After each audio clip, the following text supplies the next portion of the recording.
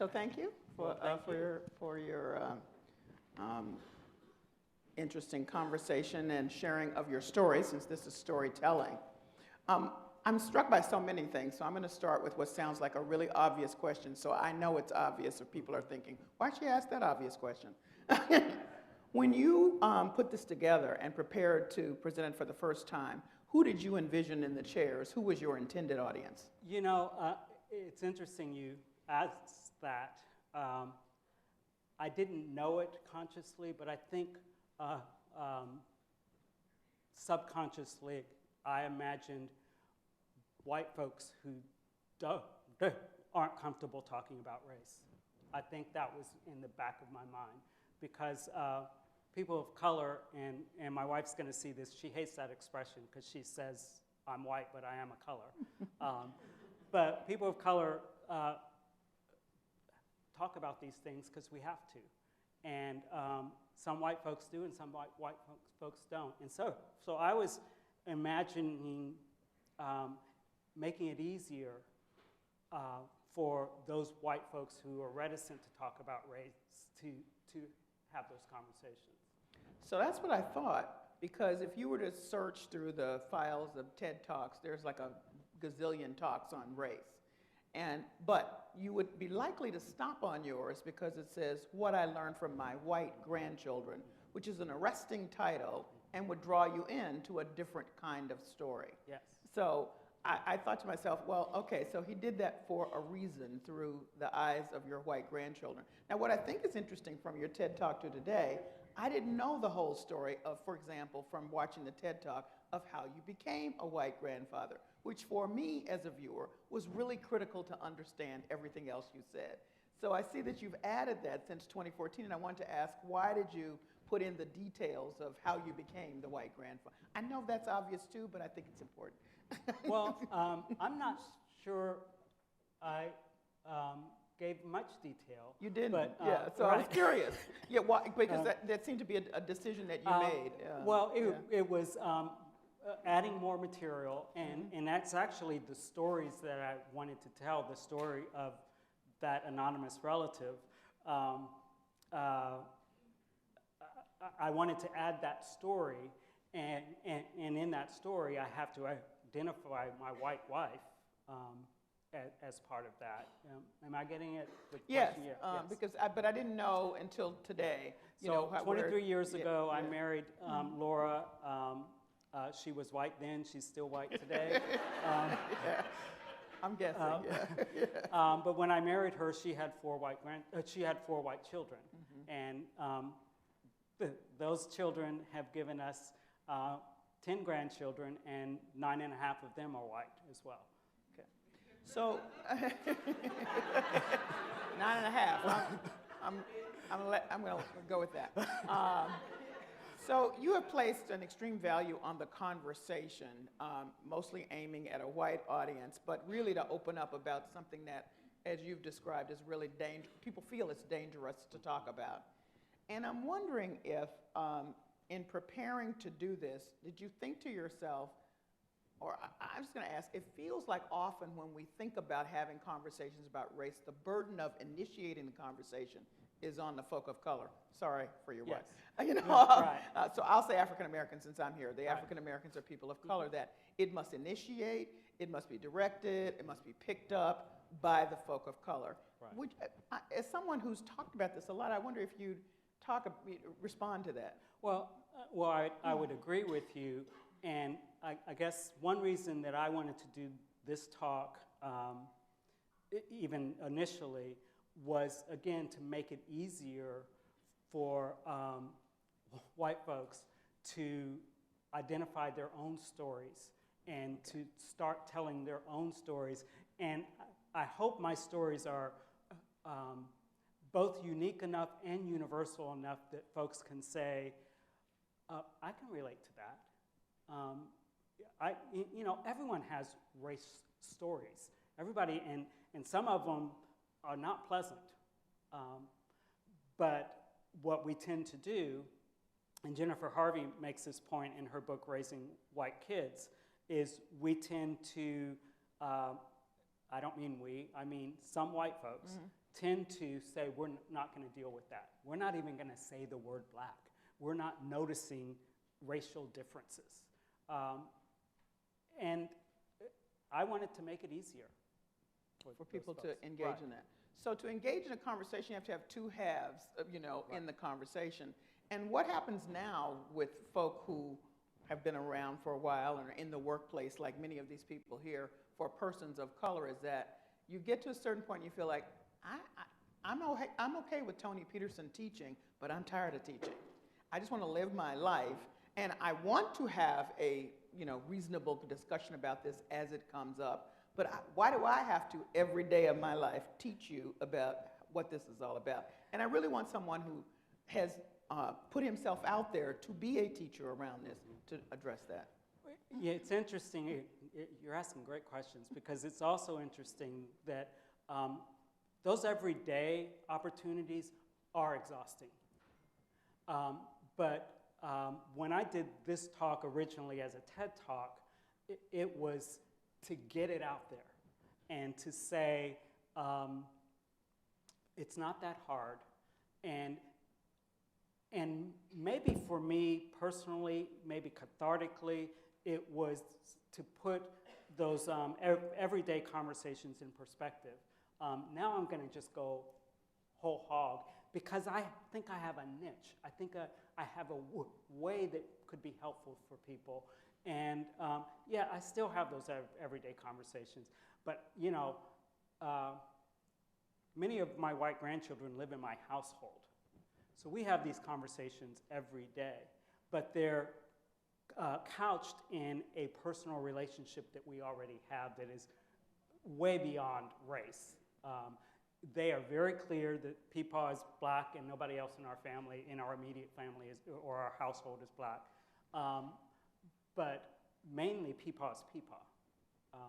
And they can introduce those conversations. And they, all of my grandchildren who are in school are in multicultural environments in school. Damon plays basketball now. He's 13. I'm missing his last game tonight. But we usually transport his teammates from one, if it's an away game, we transport Damon and 3 of his teammates. One's a white guy, one's a Honduran guy, and one is a African guy. And they talk freely about race because they're of that generation, and because they're in the culture that they're in What are the they school. saying? Well, when I say they talk freely, they don't talk seriously and freely. So last time we were driving, one of the boys, we were driving to the game, and we see people, and we see people on the road as we're driving to the game, and they're being silly. They're 13 and 14-year-olds, 12 and 13-year-olds. They're being silly, and they're saying, yelling stuff out to people on the walkway, and then they see someone who actually looks like, ethnically, he could be very related to this African kid.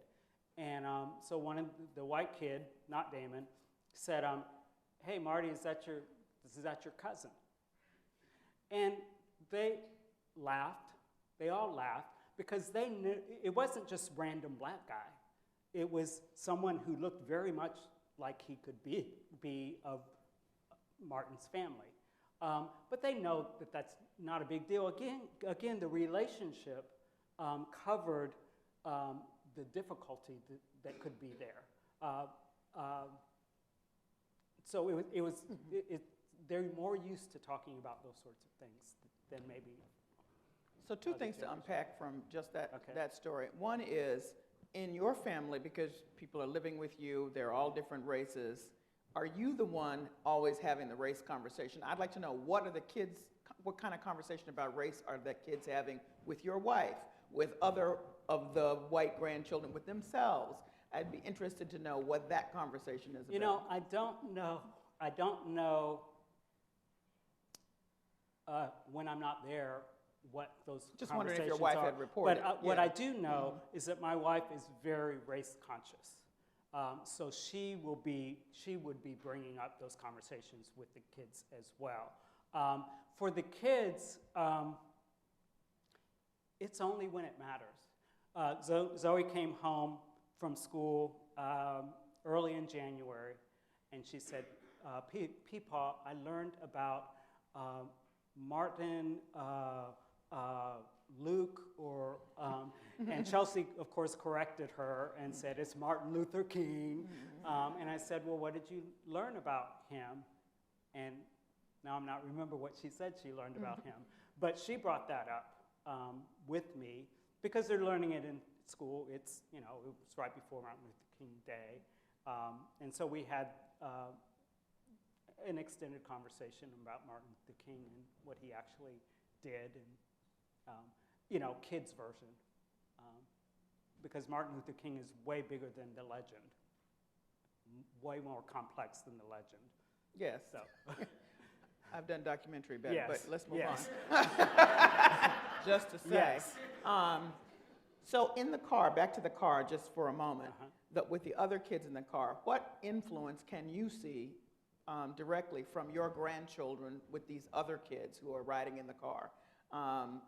You said the joke was everybody knows, but I'm just curious because in your family you've made it clear that we're relaxed. If it comes up, Peepaw's going to talk about it, Meemaw's going to talk about it, we're going to talk about it. Right. And we're going to talk about it in the moment or later. Right. And so clearly your grandchildren have a different take on these things and then maybe perhaps their friends do. What I think has happened as we've been shuttling these boys is it's my car, and they have gotten to know me, and so it's really not channeled through Damon. Mm-hmm. It's really just the little bit of relationship that I have with them, because we always shuttle the same boys. It's always those three boys. And so, I can't remember a specific conversation we've had, but I know that those boys feel comfortable talking about those sorts of things in our space. And do they ask you questions sometimes? No, because it's, those racial things are not a big deal to them. So there might be, it's really on the, not on a very deep level. So no, they're not asking those questions.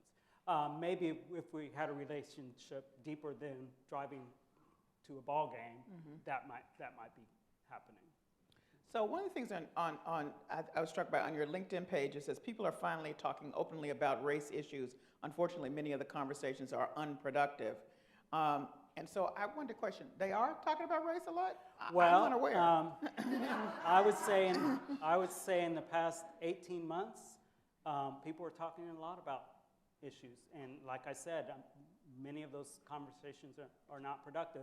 We've had Charlottesville, we've had DACA, we've had all these things happen. And so people are talking about race, but people are talking more, expressing more openly their racism.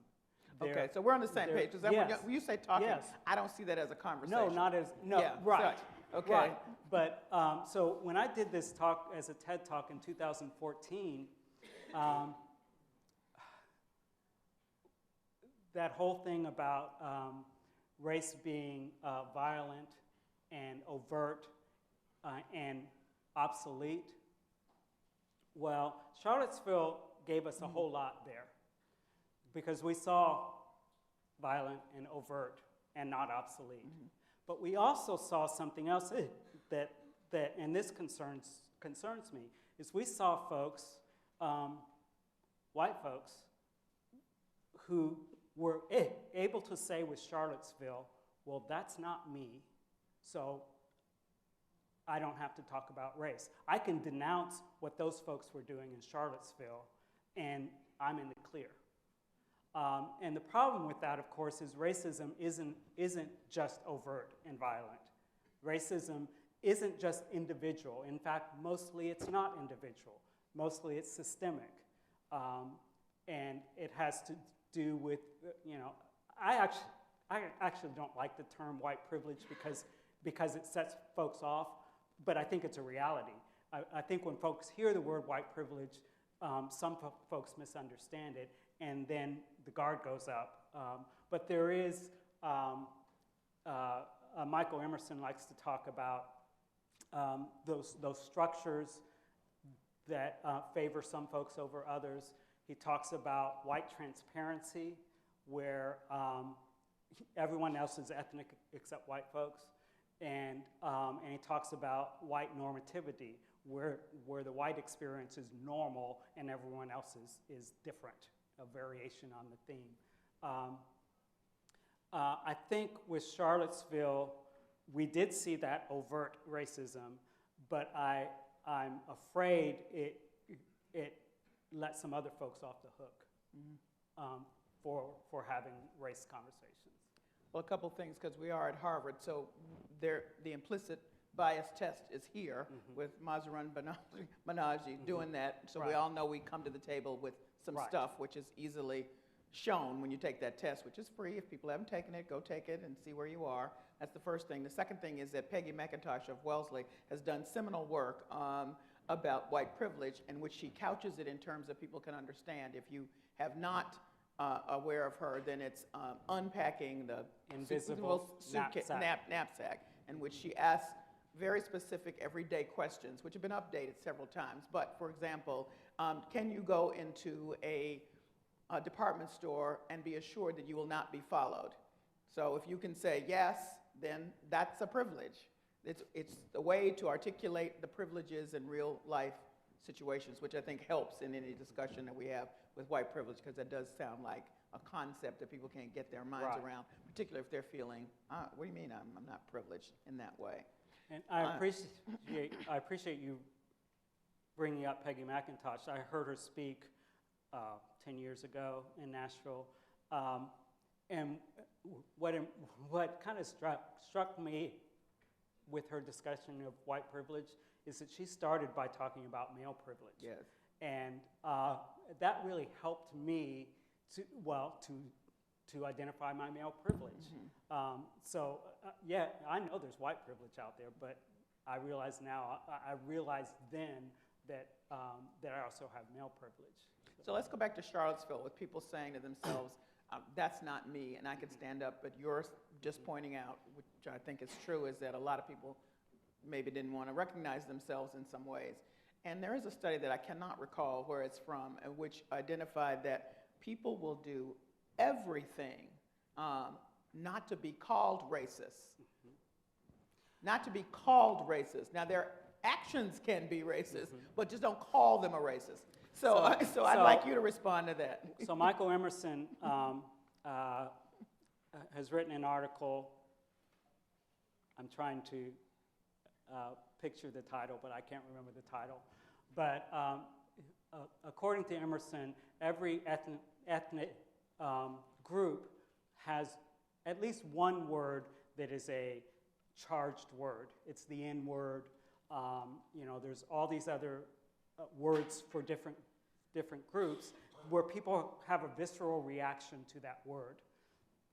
And he said, for white folks, the words honky and cracker don't quite fit the bill. They just sound like silly words. He said, I've decided that for white folks, that word is racist. The word racist is the one that gets blood boiling. And I think part of that is because, well, it's an ugly word. We know it's bad. And we reduce racism to, am I a racist or am I not a racist? Was that a racist act or was that not a racist act? And race is so much more complicated than that. I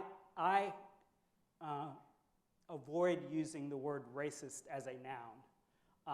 And I don't even like to use it very much as an adjective, except to describe larger phenomena than was that a racist act or not. The other part of that is intention matters. And so when I say I'm not a racist, I mean, I didn't mean that to be a racist sort of thing. Does that save it from being racist? No. Maybe, maybe not. No. The road to hell, paved with good intentions. Just saying. Right. Well, the reason I want to put that on the table because the other part of it, from the black side, and I know that your talk and what you're doing now is really aimed at a white audience, is really important to understand in these conversations, if we're going to have a two-way street conversations, that folks of color, I'll speak for black folk, will go out of their way to identify anything than to call it racist. Oh, maybe they didn't see me in line. Oh yeah, I guess I should have said whatever, or maybe this Like is my relative. Yeah, something, because you don't want it to be that. Because for it to be that, it is out of your control. People are responding to you for factors that are beyond your control. It had nothing to do with your behavior. Right. Right. It's embedded in the system. It's embedded, and that person is coming at it. So that's something that drives me insane when people say, well, that's all they want to do is call something racist. No, we don't. We'd like not to. I'd like you to just be a rude person. Right. Right. You know? Right. And I know it's disconnected to that. Well, you know. And what I think some folks don't understand is when we call out racism in a situation or race in a situation as a factor in a situation, Yes. we're not saying it's the only factor. You may be rude and racist. Exactly. You know, Yeah. There may be all kinds of sorts of things happening in that particular situation. But to say that race is not a factor, you know, my opinion right now is that if I'm interacting with someone who is not African American, race is a factor in that interaction. Now, it can be a positive factor, it can be a negative factor, it could be mixed factors. But race is there. It's there. And so when black folks see race around every corner, it's not necessarily to say it's the only factor. It's to say, but it is a powerful factor. It is a meaningful factor. And to discount it is ignorant at best. But when you raise that question, I mean, that question raises other questions. So how do we get around that? And I don't know all the answers. I think storytelling is one way to get around it. That's one reason I did this. I thought I was approaching race from a different standpoint than we tend to, which is, am I racist or not? But you know, when we get to that point, both sides tend to shut down. So if we can get around that somehow, that'd be great.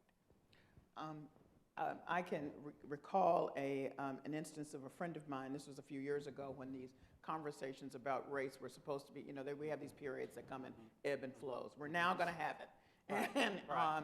And so my friends, lived in Florida, my friend's church, and I always tell the story because I think it's fascinating, they decided we are going to have the conversation about race. He went to a mixed church, and here are the rules.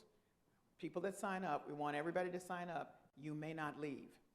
It's going to get rough in here. You need the space for people to say what they really want to say. That's not happening in the first, the second, the third, or even maybe the fourth time that we meet. But on the fifth time, when it comes out, you have to come back on the sixth. You must commit to being there.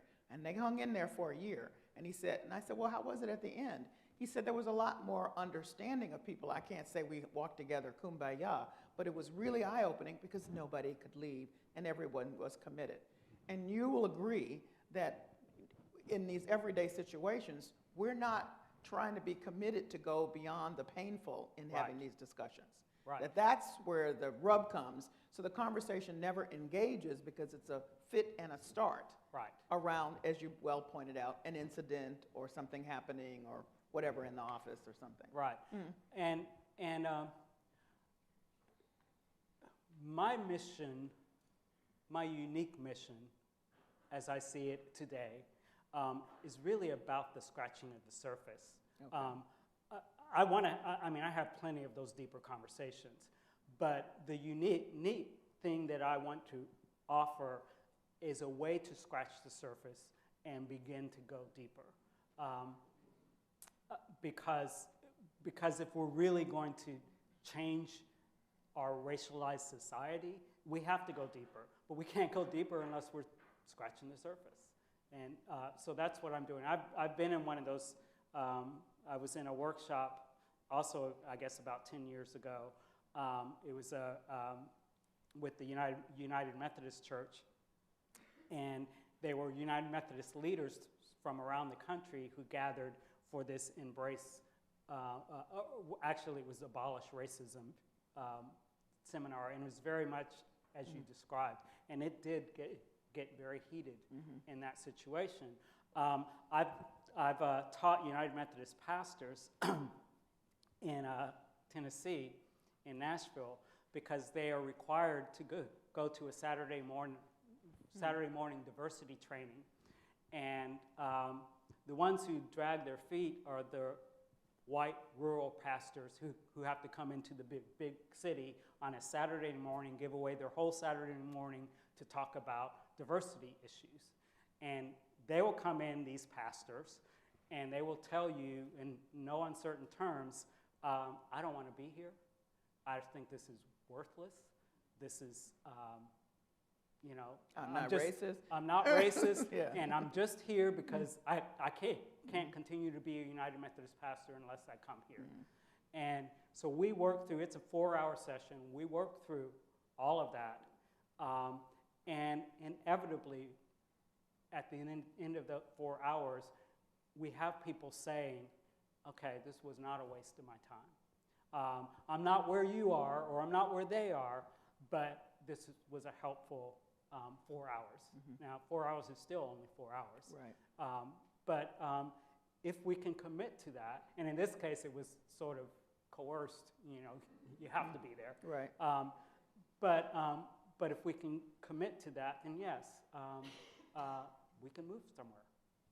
So you mentioned all the words that are becoming highly charged or have always been highly charged. One today that I think has become that is identity. And let's put it together with identity politics. Now, all of a sudden, because I'm an African-American person and may have certain focuses and issues that don't concern you, but are important to me, that's somehow racist and narrow-minded. Right. But when white people were doing it, it was just fine.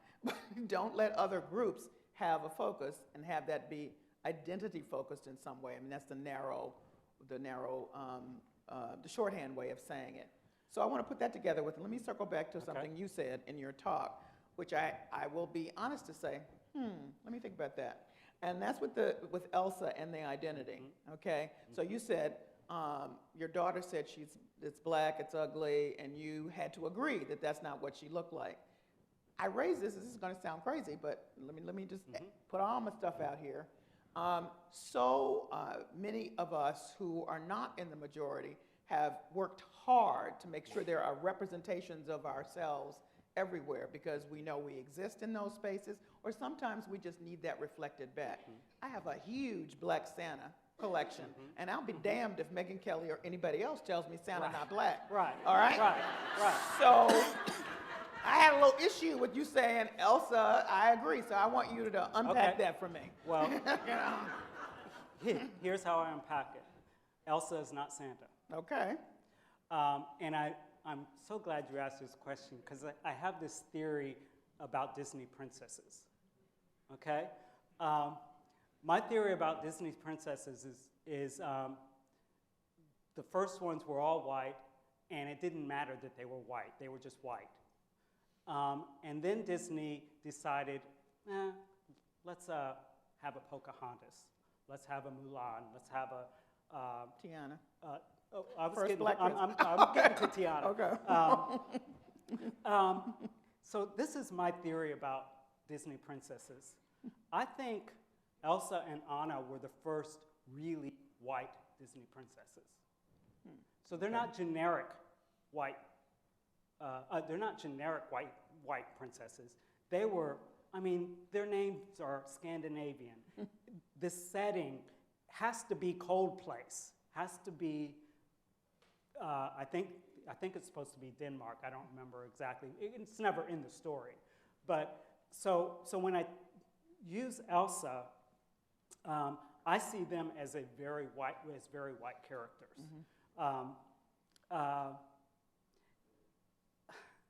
But Disney has pushed this with Tiana. Now, the original Princess and the Frog story was a Grimm story. Right.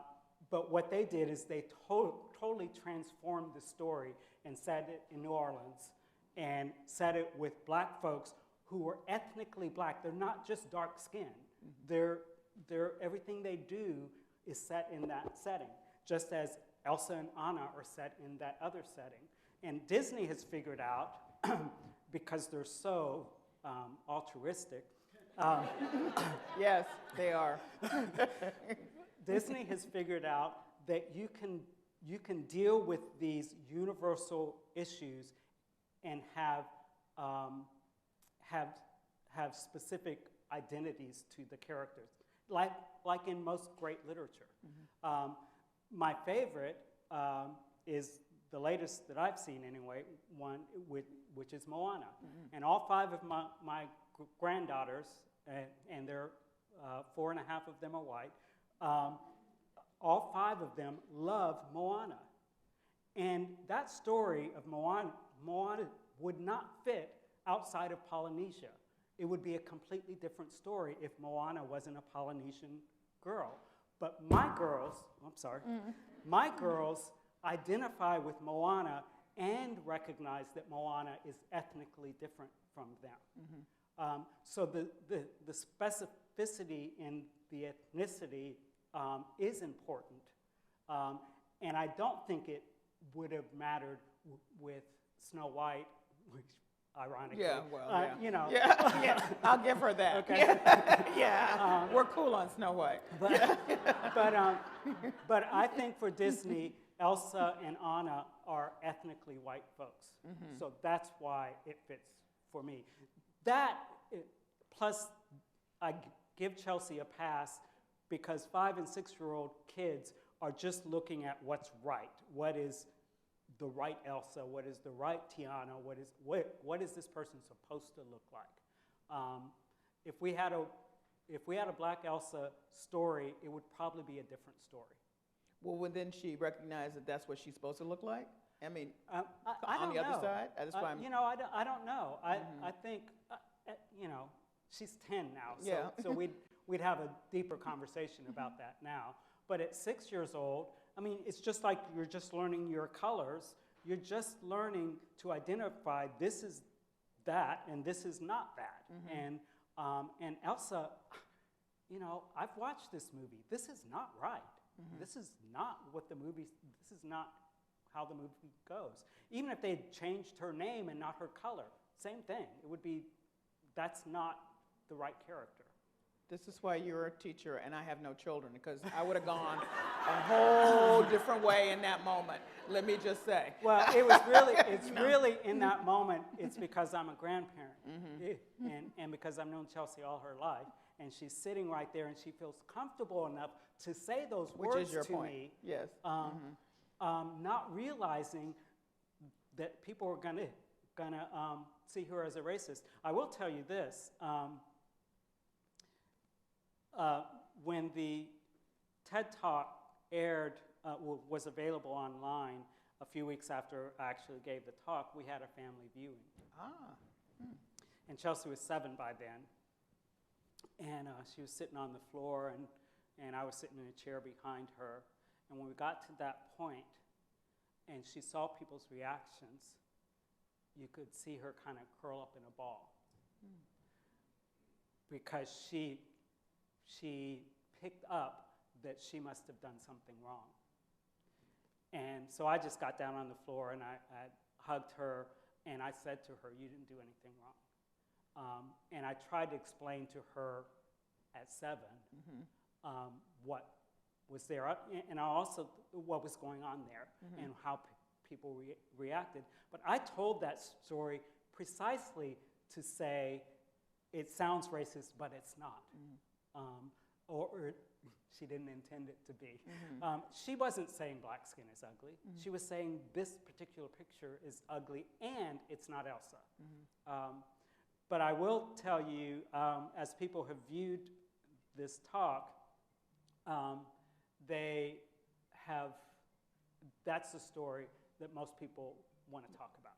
It's the most difficult one to talk about. And when I was preparing the TED Talk, I was practically finished with the talk before I brought that story out. So I added a little bit more here to sort of flesh it out a little bit. Which led me to pretty much, I'm coming to my end of my time before you guys get to talk, which is that what pieces of your talk, or what's been the biggest resonance to audiences that you've either heard back through the online TED audience or when you present in other places? I'm curious about what always stands out, and has that changed over time? Because that was 2014. That was 2014. And there are many circumstances that have changed, including who we have in the White House, whose take on race is right where we need to be in terms of conversation or something. Right. You know? Well, that story of all the stories is the one that resonates with people and mostly is uncomfortable for people. Some people just like the line where I say race is not real, but it does matter. That line alone shakes people up a little bit. You know, the problem with that sort of slogan is race is, as Andrea said, race is a very complicated word. And I, you know, I had 18 plus minutes to do that talk, and so we can't unpack everything related to race. But that story and that slogan, I think, are the things that people kind of latch onto. And then people like to tell their stories. You know, on YouTube, where people most watch this video, I do read the comments. You know. I'm scared for you. What are they? Yeah, I deliberately did not read the comments. So. I do read the comments, but I do because I want to hear those people like to say, thank you for this, here's my story. And I love that. The opportunity people feel like they have to start talking to their children about race. Some people have said, I'm able to do that a little bit now. I know where to start. So now you've already said, but I have to ask anyway, in a conclusion fashion, is you're not here with the answers about this. You know, you're here to lay something on the table, get people at least stimulated toward thinking about it. But that aside, what solutions do you, some practical solutions for everyday folk who are going to listen to this and say, okay, I can have a conversation in my family about it and with some, but if I want to go beyond that, which is after all what you hope the conversation will be across racial lines, then how should I proceed? One place is to, I would say, is to get in touch with your own story. There's a documentary that's making the film festival circuit called The Long Shadow. And it's being done by Frances Cossey, who is a white woman from Mississippi. And she is a filmmaker herself, but this is her story. And the story she's telling is of her heritage as a white person. And she actually directs it and also narrates this story. And it travels some of the same ground as 13th, if you've seen that movie. Mm-hmm. It's a and Ava DuVernay. Right. Mm-hmm. So she goes back historically, but it's a personal and social history. And what happened with her is, as an adult, I don't know where the impetus came from, but she wanted to know more about race and her family, and she knows that she has a great-great-great-grandfather or some number of greats, grandfather who was a high-ranking Confederate officer. who was actually very active in the work that he was doing. And so she went to, I think, Virginia to learn more about that story. But what she comes across is saying, basically is saying, this is my racist history. And I don't want, I can't erase that, but I want to tell this story because this is my story and it might be helpful to other folks. And so I think for any of us, and especially white folks who have not done this before, it might even mean just writing down your story of race. Why is it difficult for you to talk about these issues? Why do you not want to talk about these issues if it's difficult for you and if you don't want to talk about it? And start thinking through those things. Michael Emerson, again, he should be paying me. Michael Emerson teaches sociology, and he does a experiment with his students, which I've used in churches as well. And so he says to his students, for the next week, I want you to, whenever you talk about folks, especially white folks, say, my white wife, my white friend, my white children. Always refer to them as in their whiteness. And he says, and then I want you to write a 5-page paper about that experience. And he said, now I know this is an extremely difficult and uncomfortable thing for some of you to do. So if you choose not to do it, then you need to write a paper about why you chose not to do it. And so he does this on a regular basis with his class, multiracial classes. The week is up, they come in to turn in their papers, and they have a discussion. And he says, how many of you did this assignment? And guess what? What? All the people of color did this assignment. How many people found this difficult to do? It was only the white folks who found it difficult to do. Because white folks have not been, mostly have not been trained to identify their own ethnicity. It's gray.